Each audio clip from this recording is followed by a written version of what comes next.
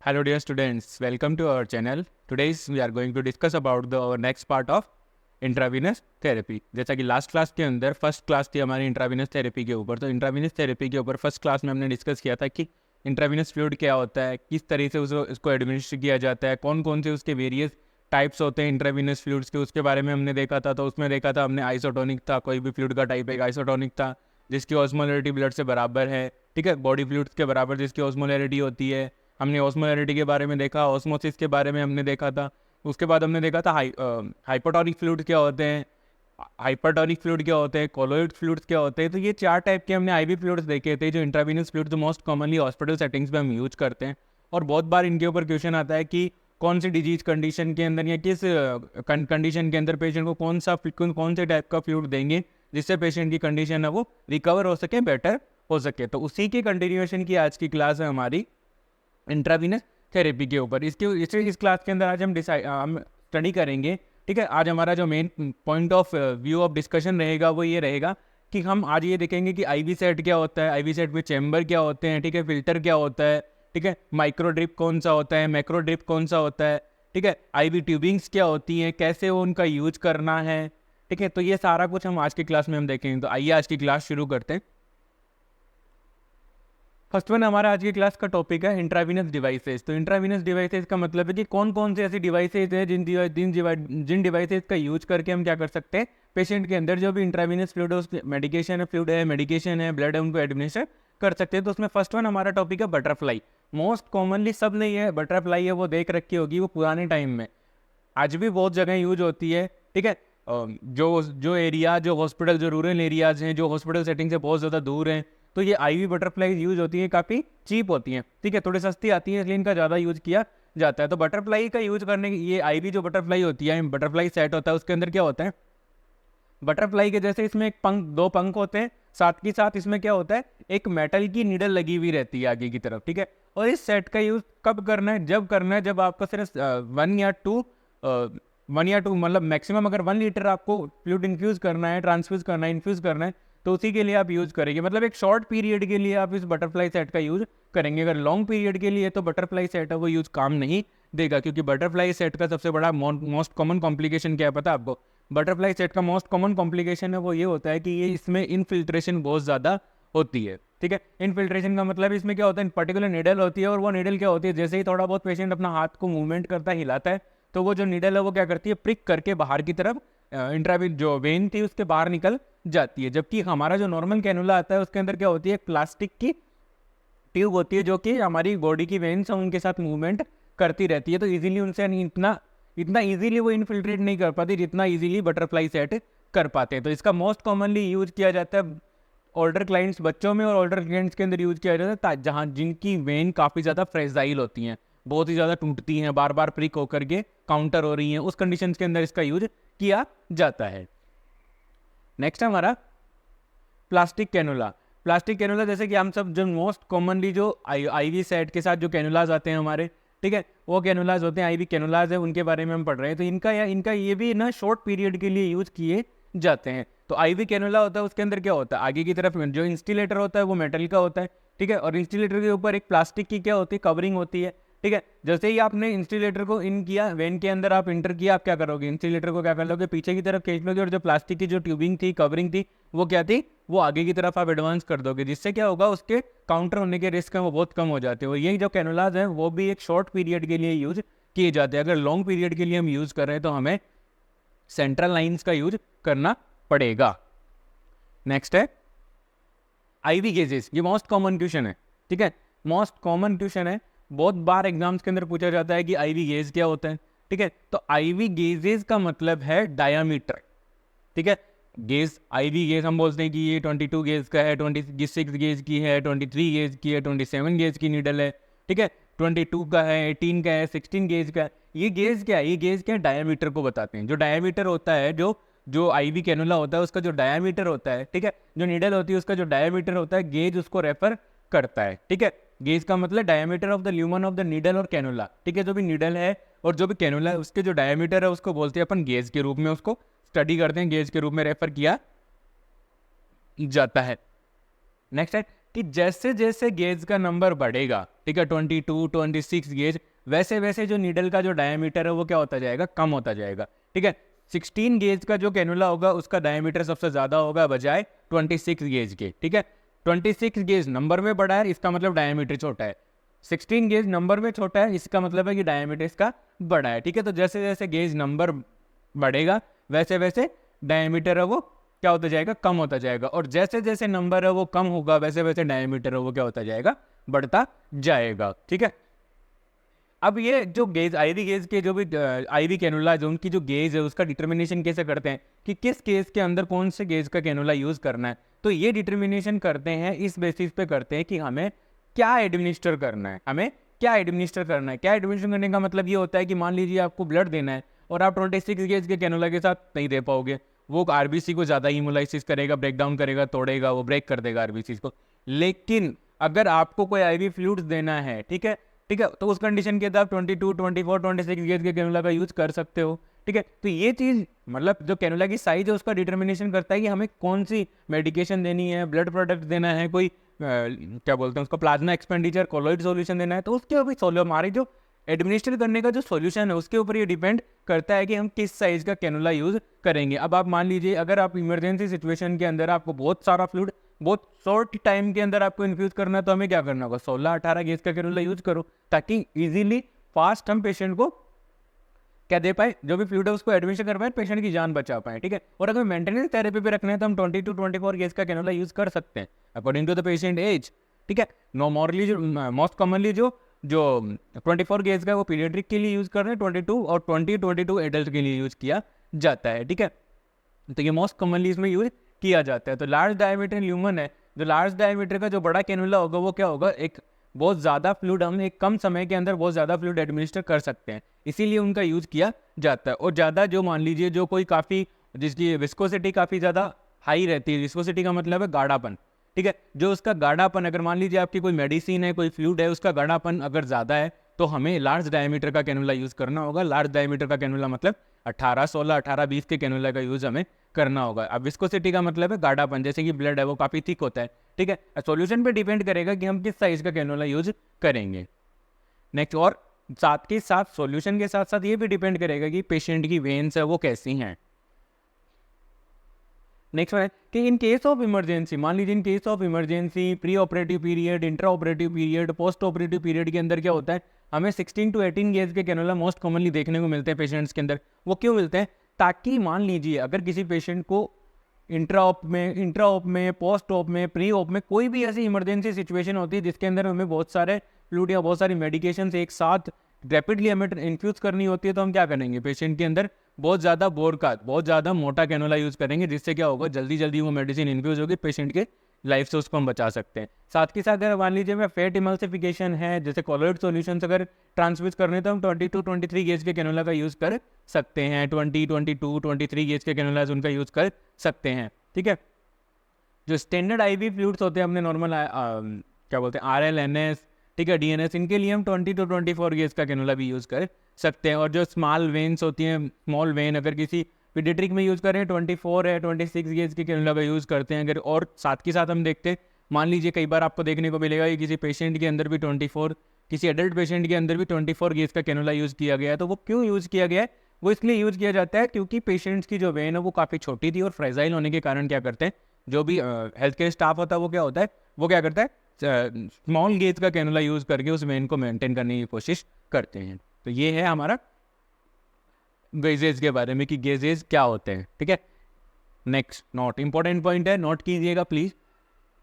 मेरा यहाँ पे पावर पॉइंट स्लाइड्स का यूज करके आपको पढ़ाने का मेन पर्पज़ ये है कि अगर मैं आपको हाथ से लिख के मेरे हैंड रिटन से पढ़ाऊंगा ना, तो उसमें हो सकता है कि मेरी हैंड राइटिंग आपको समझ में ना आए, आपके नोट्स प्रिपेयर ना हो पाए, ठीक है। मोस्ट कॉमन जो पर्पज़ है पावर पॉइंट स्लाइड्स का यूज करके पढ़ाने का वो यही है कि आपको जो मैं डिलीवर कर रहा हूँ लेक्चर, वो लेक्चर के साथ साथ आपको उस लेक्चर से रिलेटेड सारे नोट्स मिले, सारी इमेजेस आपको आपके पास रहें, ताकि आप बेटर परफॉर्म कर पाओ अपने एग्जाम्स के अंदर और आपकी प्रिपरेशन है वो ज़्यादा टाइम, ज़्यादा ईजी, ठीक है, और ज़्यादा टाइम के लिए आप इन चीज़ों को याद रख पाओ, क्योंकि इमेजेस का भी यूज़ कर रहा हूँ, ठीक है। साथ के साथ नोट्स है उनमें भी ना इंपॉर्टेंट पॉइंट्स ऐसे निकाल के लाता हूँ जहाँ से हम बहुत मोस्ट कॉमनली क्वेश्चन है वो एग्जाम्स में पूछे जाते हैं। तो मेरा यहाँ पे मोस्ट कॉमन जो पावर पॉइंट स्लाइड यूज़ करने का जो पर्पज़ है वो यही है कि आपको मैं बेटर से बेटर नोट्स, लेक्चर और इमेज बेस्ड क्वेश्चन सबके सब एक साथ एक स्लाइड के अंदर डिलीवर कर पाऊँ। आई होप आपको मेरे द्वारा प्रोवाइड किए जा रहे लेक्चर्स में कोई दिक्कत नहीं होगी। अगर आपको किसी भी स्टूडेंट को कोई डाउट है तो प्लीज़ मुझे कमेंट सेक्शन में जरूर बताइए। नेक्स्ट हमारा जो इंपॉर्टेंट नोट है, नोट कीजिएगा। Monitor the patient with diabetes mellitus who is receiving dextrose solution because the solution can increase the blood glucose level. Most common है, कॉमन सेंस की सी बात है। अगर कोई पेशेंट है डायबिटीज मेलाइटस का और उसकी पेशेंट को अगर आप डेक्सट्रोज दे रहे हो, ठीक है, कोई पेशेंट है डायबिटीज मेलाइटिस का और उस पेशेंट को आप क्या कर रहे हो, डेक्सट्रोज दे रहे हो, तो इसका मतलब क्या है, आप उसके ब्लड ग्लूकोज लेवल को क्या कर रहे हो, बढ़ा रहे हो। डेक्सट्रोज वो ग्लूकोज होता है, is a type of sugar, ठीक है। तो डेक्सट्रोज वो एक शुगर का टाइप है, वो इससे क्या होगा, ब्लड ग्लूकोज का लेवल है वो क्या होगा, इंक्रीज होगा। तो इसीलिए हमें क्या करना है, जब भी हम किसी पेशेंट को डायबिटीज मेलाइटिस के पेशेंट को डेक्सट्रोज दे रहे हैं तो उस कंडीशन के अंदर हमें क्या है, कंटिन्यूसली हमें उस पेशेंट का ब्लड ग्लूकोज लेवल है उसको क्या करके रखना होगा, मॉनिटर करके रखना होगा, ताकि जो कॉम्प्लिकेशन है उनसे हम पेशेंट को बचा सके, जो पॉसिबल कॉम्प्लिकेशन है उन पॉसिबल कॉम्प्लिकेशन से हम पेशेंट को बचा सके। नेक्स्ट है हमारा आईवी कंटेनर्स।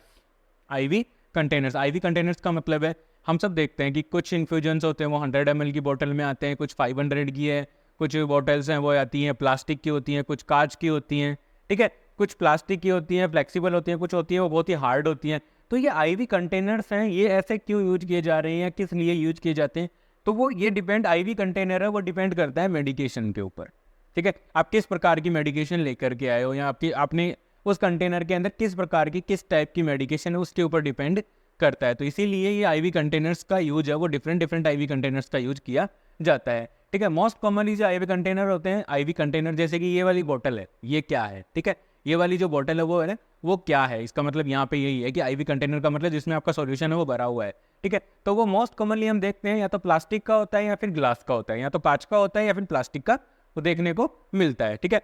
और हमें ध्यान रखने की बात यह है, जब भी आप किसी भी आईवी बोतल को हैंग कर रहे हो, हैंग करने का मतलब है जब आप पेशेंट को लगा करके आईवी सेट के ऊपर टांग रहे हो, ठीक है, जो भी आईवी सेट है जिसके ऊपर आप हाइट के ऊपर जितना भी आप फिक्स कर रहे हो, तो वो आईवी सेट के ऊपर, ठीक है, आईवी स्टैंड के ऊपर, सॉरी आईवी सेट नहीं, आईवी स्टैंड के ऊपर आप जब टांग रहे हो तो आपको क्या करना है, हैंग करने से पहले, उसको टांगने से पहले उसकी इंटैक्टनेस को चेक करना है। मान लीजिए आप पेशेंट को ना हैंग करके आ गए, कोई बोतल है उसको आईवी स्टैंड पर आपने टांग दिया है, लेकिन वो बोतल है लीक कर रही है, तो वो पेशेंट को परेशानी करेगी, पेशेंट की परेशानी करेगी, साथ के साथ क्या है उसके अंदर हो सकता है माइक्रो, पता नहीं वो कब ट्रिक होकर के कब उसके अंदर एंट्रीज बनी थी, हो सकता है उसके अंदर कोई भी बैक्टीरियल ग्रोथ हो रखी है और आपने उसको क्या कर दिया, पेशेंट को इन्फ्यूज कर दिया, पेशेंट क्या हो गया, कंटामिनेटेड, जो सॉल्यूशन था उसने वो एडमिनिस्टर हो गया पेशेंट को, और क्या होगा, पेशेंट है उसको क्या हो जाएगा, सेप्टिसीमिया के चांसेस बढ़ जाते हैं। और मान लीजिए कोई ग्लास की बोतल है, ठीक है, वो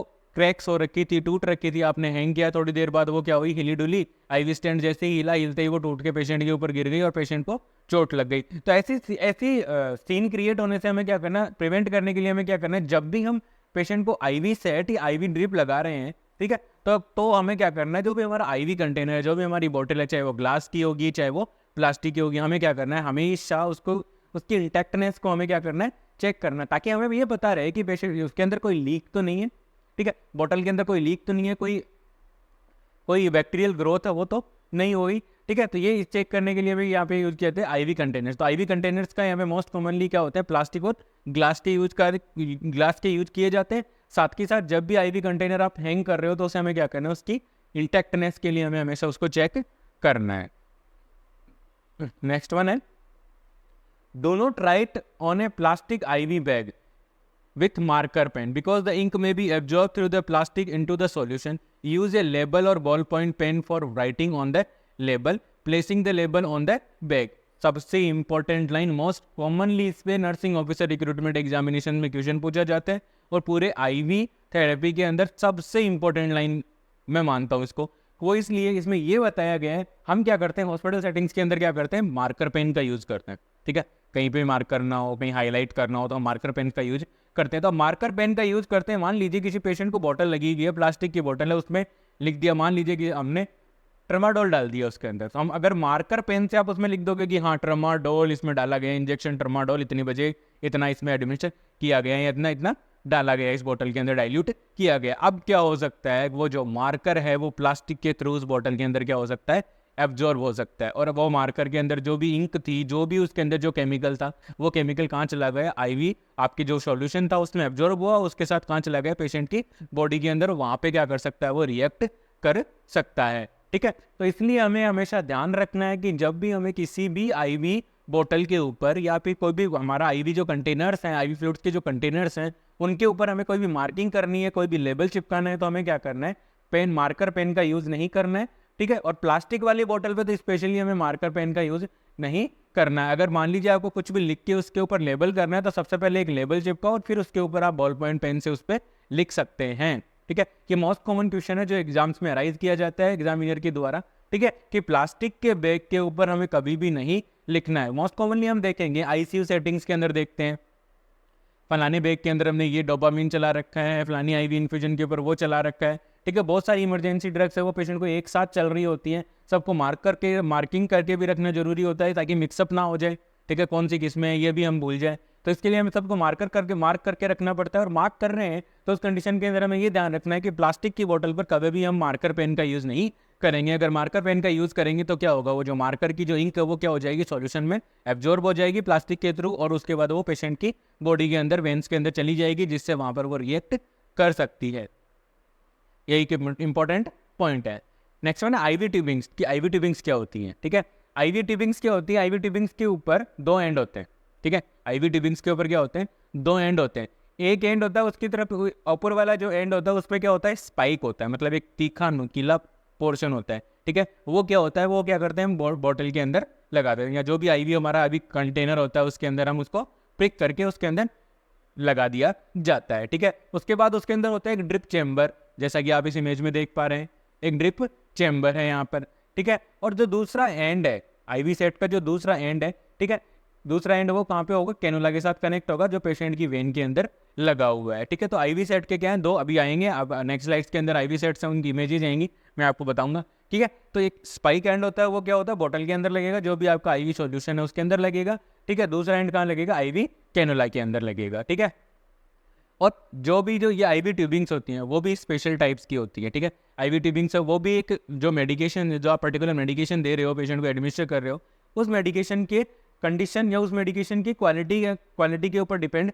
करता है कि उसकी कैसी क्वालिटी है। ठीक है, कि मान लीजिए कोई मेडिकेशन है वो प्लास्टिक के अंदर एब्जॉर्ब हो रही है, तो हम उसके लिए कभी भी प्लास्टिक का आईवी सेट यूज नहीं करेंगे। उसके लिए जो स्पेशल टाइप के आईवी सेट्स आते हैं, ठीक है, जिनके अंदर उसका एब्जॉर्प्शन नहीं हो पाएगा और वो प्रॉपर्ली डिजाइन किए गए हैं उस मेडिसिन के लिए, उन्हीं आईवी सेट्स का हमें यूज करना है। साथ के साथ आईवी सेट है, जो उसमें कि आईवी सेट है वो क्या होते हैं, दो प्रकार के होते हैं, वेंटेड और नॉन वेंटेड। यहाँ पे वेंटेड का मतलब है एक ऐसे होते हैं जिनके अंदर एयर इंटर कर सकती है, और एक ऐसे होते हैं जिनके अंदर एयर है वो जिनके थ्रू एयर है वो इंटर नहीं कर सकती। जब भी आप किसी भी plastic, rigid plastic, hard plastic या फिर ग्लास की बोतल के अंदर अगर हम कोई भी सॉल्यूशन है वो हमें इन्फ्यूज करना है, तो हमें क्या करना है, vented IV set, IV tubings का ही यूज करना है, क्योंकि वेंटेड आईवी ट्यूबिंग्स अगर नहीं होगी तो हमारा सॉल्यूशन है वो चल नहीं पाएगा। जैसा कि यहाँ पे मैं आपको बताने चाहूँगा, मान लीजिए नॉर्मली अपन वार्ड्स में प्रैक्टिस करते हैं, नर्सिंग प्रैक्टिस करते हैं, तो हम देखते हैं कि जो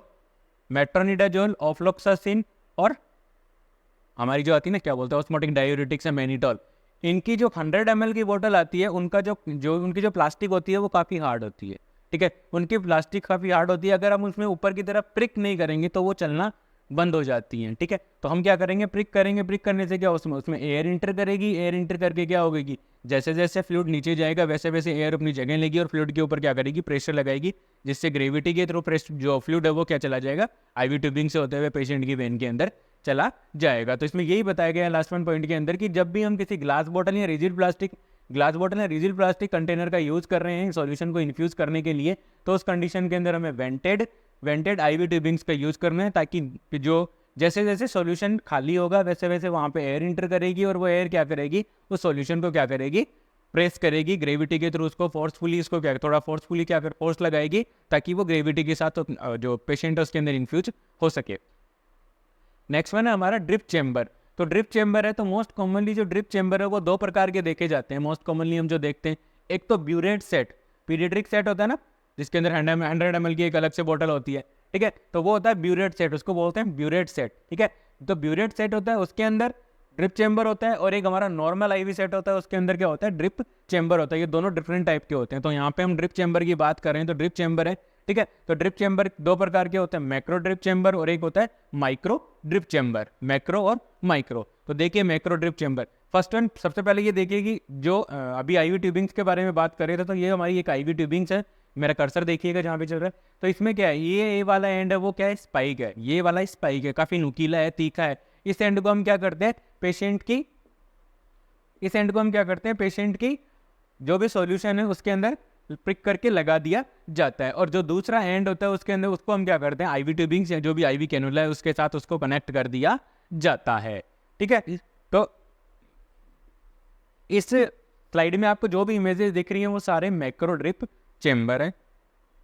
सारे क्या है, मैक्रो ड्रिप चेंबर है। तो मैक्रो ड्रिप चेंबर्स हैं वो एक थिक सॉल्यूशन के लिए यूज किए जाते हैं, साथ के साथ उस सॉल्यूशन के लिए यूज किए जाते हैं जिन सॉल्यूशंस को हमें रैपिडली इन्फ्यूज करना है, ठीक है। मान लीजिए किसी फ्लूइड को हमें बहुत रैपिडली पेशेंट के अंदर इन्फ्यूज करना है, उसके लिए वे मैक्रो ड्रिप चेंबर यूज करेंगे। और मान लीजिए कोई थिक सॉल्यूशन है, जैसे कि ब्लड है, फेट, इमल्सिफाइड फ्लूइड्स हैं, लिपिड्स हैं, कोलोइड्स हैं, उनको अगर एडमिनिस्टर कर रहे हैं तो उस कंडीशन के अंदर हमें मैक्रो ड्रिप सेट की जरूरत पड़ती है, ठीक है। और मैन्युफैक्चर कंपनी, जो भी पर्टिकुलर कंपनी इनको बनाती है, उसके अकॉर्डिंग इनका जो ड्रॉप फैक्टर होता है वो होता है 10 to 20 GTT पर ml। ये जो DTT पर ml है वो हमारे ड्रॉप फैक्टर की यूनिट है, प्लीज इसको ध्यान रखिएगा, ठीक है। GTT पर ml, तो मैक्रो ड्रिप की है वो कितनी होती है, 10 to 20 GTT पर ml। लेकिन अगर आपको एग्जामिनर में डोज कैलकुलेशन, एग्जामिनर आपसे कोई भी डोज कैलकुलेशन पूछता है किसी भी आईवी फ्लूइड की, तो हमें ड्रॉप फैक्टर है वो 15 लेके, 10 to 20 है, तो हम क्या कर रहे हैं, एक बीच का एरिया ले लेंगे। तो कितना लिया हमने, 15 लिया। 15 लेकर के हमें सारी कैलकुलेशन करनी होगी। और ये कैलकुलेशंस आप मेरे चैनल के ऊपर आप देख सकते हैं, जो भी मैंने वो पढ़ाया है, ड्रग एडमिनिस्ट्रेशन और ड्रग डोज कैलकुलेशन, उस क्लासेस के अंदर आप जा करके देख सकते हैं कैसे करनी है, ठीक है। तो मैक्रो ड्रिप चैम्बर है वो क्या यूज किया, कहाँ यूज किया जाता है, थिक सॉल्यूशन के लिए, और जो मान लीजिए रैपिड इन्फ्यूज जो सॉल्यूशन होते हैं उनके लिए यूज किया जाता है। इसका जो ड्रॉप फैक्टर होता है मोस्ट कॉमनली हम 15 लेके मानते हैं, लेकिन जो मैन्युफैक्चरिंग कंपनी का उनके अकॉर्डिंग इसका कितना होता है, 10 to 20 GTT पर ml होता है। बाकी मैन्युफैक्चरिंग कंपनी के ऊपर डिपेंड करता है। नेक्स्ट वन है micro drip chamber. Micro drip chamber आपने अगर ब्यूरेट सेट, जैसा कि इमेज के अंदर ब्यूरेट सेट है वो देख पा रहे हो आप, ठीक है। तो माइक्रो ड्रिप सेट है, उसके अंदर जो ब्यूरेट सेट है, ब्यूरेट सेट के अंदर जो चेंबर यूज किया जाता है, ये वाला जो चेंबर है, कर्सर पे देखिएगा प्लीज, ये वाला जो चेंबर है वो क्या कहलाता है, micro drip chamber. Micro drip chamber के अंदर आप देखोगे कि इस ड्रिप चेंबर के अंदर एक मेटल की, जहां मेरा कर्सर है वहां देखो, एक मेटल का स्पाइक लगा हुआ है, ठीक है। मेटल का स्पाइक लगा हुआ है, जहां पर क्या होती है, ड्रॉप बन रही है। उसके अंदर जो भी सॉल्यूशन के अंदर जो कुछ भी मेडिसिन या जो भी फ्लूइड भरा हुआ होगा, उसकी ड्रॉप कहाँ बनेगी, इस मेटल के ऊपर बनती है, ठीक है। और इसका जो ड्रॉप फैक्टर होता है GTT, जो भी होता है इसका माइक्रो ड्रिप चेंबर का जो GTT होता है वो कितना होता है, 60 GTT पर ml होता है। 60 GTT पर ml, 61 ml की ये 60 बूंदे बनाता है। और जो नॉर्मल मैक्रो वाला था वो था 15 बूंदे बनाएगा, मतलब 15 ड्रॉप बराबर 1 ml। और इसमें कितना है, 60 drop is equal to 1 ml, ये रहेगा इसका ड्रॉप फैक्टर, ठीक है। और ये जो ड्रिप सेट है, माइक्रो ड्रिप सेट है, वो कब यूज किए जाते हैं, वो तब यूज किए जाते हैं जब आपको जो भी पर्टिकुलर मेडिकेशन है, पर्टिकुलर आपका जो सॉल्यूशन है, वो आपको एक स्लो रेट से आपको देना हो। स्लो रेट का मतलब है कि आपको बहुत ही धीरे धीरे आपको उसको इन्फ्यूज करना हो पेशेंट के अंदर। उस कंडीशन के अंदर माइक्रो ड्रिप चेंबर्स या माइक्रो ड्रिप सेट यूज किए जाते हैं। आई होप मेरे द्वारा प्रोवाइड की जा रही कंटेंट और क्लासें आपको समझ में आ रही होंगी। प्लीज़ किसी भी स्टूडेंट को अगर किसी भी टॉपिक से या किसी भी मेरी क्लास के किसी भी पॉइंट से अगर कोई डाउट है, प्लीज़ मुझे कमेंट सेक्शन में जरूर बताइए, मैं डेफिनेटली इसका आंसर करूँगा। नेक्स्ट वन है, मेरा आईवी थेरेपी पे क्लास लेके आने का मेन पर्पज़ यही था क्योंकि ये हम डे टू डे लाइफ हो जाओ, हमारी हॉस्पिटल लाइफ है, डे टू डे हॉस्पिटल की लाइफ है, उसके अंदर हम इसको क्या कर रहे हैं, यूज कर रहे हैं, ठीक है। लेकिन हमारा ध्यान नहीं रह पाता इन चीज़ों के ऊपर, ठीक है। और यहाँ से क्वेश्चन आते हैं तो हम सोचते हैं यार हमने उस दिन देखा क्यों नहीं, या हम रोज के काम करते हैं लेकिन इसका पर्टिकुलर जो रेशियो है वो हमें पता नहीं है। इसलिए इन चीज़ों को यूज करना या इसीलिए मेरा इनके ऊपर क्लास बनाना जरूरी था, इसलिए मैं ये लेकर के आया आप लोगों के लिए, ठीक है। नेक्स्ट वन है हमारा जो पॉइंट है आज की क्लास का, वो है फिल्टर्स, ठीक है। फिल्टर्स का मतलब है पर्टिकुलर जो भी फ्लूइड है वो उस चेंबर, जो हमारे चेंबर थे उन चेंबर के अंदर पर्टिकुलर फिल्टर लगे हुए रहते हैं, और वो फिल्टर क्या करते हैं, जो भी सॉल्यूशन जा रहा है उस सॉल्यूशन को फिल्टर होने के बाद ही पेशेंट के अंदर इन्फ्यूज होने देते हैं। और फिल्टर्स का यूज क्यों किया जाता है, ताकि मान लीजिए आपके सॉल्यूशंस के अंदर कोई भी माइक्रो पार्टिकल्स थे जो हमें आंखों से दिखाई नहीं दे रहे थे, और उस कंडीशन के अंदर क्या हुआ, मान लीजिए अगर फिल्टर नहीं होगा तो क्या होगा, वो माइक्रो पार्टिकल्स क्या होंगे, आईवी ट्यूबिंग्स के थ्रू पेशेंट की वेन के अंदर जाएंगे, बॉडी के अंदर इंटर करेंगे, और हो सकता है वो वहाँ पे कोई भी रिएक्शन है वो कॉज कर सकते हैं। तो इसलिए हमें क्या करना होता है, ठीक है, हम क्या करते हैं, आईवी ट्यूबिंग्स होती है, उन आईवी ट्यूबिंग्स के अंदर क्या होते हैं, वेरियस टाइप के फिल्टर्स लगे हुए होते हैं, और उन फिल्टर्स का काम क्या होता है, जो भी छोटे छोटे पार्टिकल्स हैं, ठीक है, उन पार्टिकल्स को फिल्टर करना, प्रिवेंट करना कि वो पार्टिकल्स पेशेंट की वेन के अंदर इंटर ना करें, ठीक है। इसीलिए इसीलिए आईवी ट्यूबिंग्स के अंदर फिल्टर्स का यूज किया जाता है, ठीक है। ये क्या करते हैं, जो भी ब्लड क्लॉट्स होते हैं, ठीक है, ब्लड क्लॉट है, कोई भी मेडिकेशन, अनडिजोल्व मेडिकेशन है, पर्सिपिटेट होने के बाद जो मेडिकेशन है उसके अंदर क्या होते हैं, दाने से बन जाते हैं, ठीक है, उन दानों को, ठीक है, उन पार्टिकल्स को वो क्या करते हैं, ट्रैप कर लेते हैं, पकड़ लेते हैं, और पेशेंट को इन्फ्यूज नहीं होने देते हैं, ठीक है। तो जैसा कि आप इस इमेज में देख पा रहे हैं, ये एक ब्लड ट्रांसफ्यूजन सेट है, इसके अंदर क्या है, ये फिल्टर लगा हुआ है। अब ये फिल्टर, इसका काम क्या है, मान लीजिए ब्लड बैग के अंदर कोई भी एयर इंटर करी, जब आपने पेशेंट के अंदर आप उसको प्रिक करके इंटर, यहाँ जब पेशेंट को आप हैंग कर रहे थे ब्लड को, उस कंडीशन के अंदर कोई एयर इंटर करी, उसकी वजह से कोई क्लॉट बन गया छोटा सा, ठीक है, और जैसे ही वो क्लॉट आपके ट्यूब के अंदर आएगा तो ये चैम्बर क्या करेगा, उसको क्या कर देगा, फिल्टर कर देगा। अब फिल्टर कर रहा है, फिल्टर करने से क्या होगा, वो जो क्लॉट है, वो पर्टिकुलर जो क्लॉट था वो पेशेंट की बॉडी में इंटर होने से बचेगा, और हो सकता है पेशेंट को थ्रोम्बो एम्बोलिज्म, पल्मोनरी एम्बोलिज्म उसको होने से उसने रोक लिया। तो चेंबर्स का यूज किया जाता है ताकि पार्टिकल, जो भी छोटे छोटे पार्टिकल्स हैं, उनको वो क्या कर सकते हैं, ट्रैप करने के बाद क्या कर पाए, ठीक है, पेशेंट को प्रिवेंट कर पाए कोई भी कॉम्प्लिकेशन होने से। और ये जो पार्टिकल्स, जो फिल्टर्स है, वो पर्टिकुलर मेडिकेशंस के अकॉर्डिंग, ठीक है, पर्टिकुलर सॉल्यूशन के अकॉर्डिंग डिफरेंट साइज के होते हैं, उन्हीं के अकॉर्डिंग का यूज किया जाता है। आज की क्लास में इतना ही। आई होप मेरे द्वारा प्रोवाइड किए जा रहे कंटेंट आपकी नर्सिंग ऑफिसर रिक्रूटमेंट एग्जामिनेशन के लिए की प्रिपरेशन में आपको हेल्प कर रहे होंगे। Please like, share and subscribe. Thank you so much.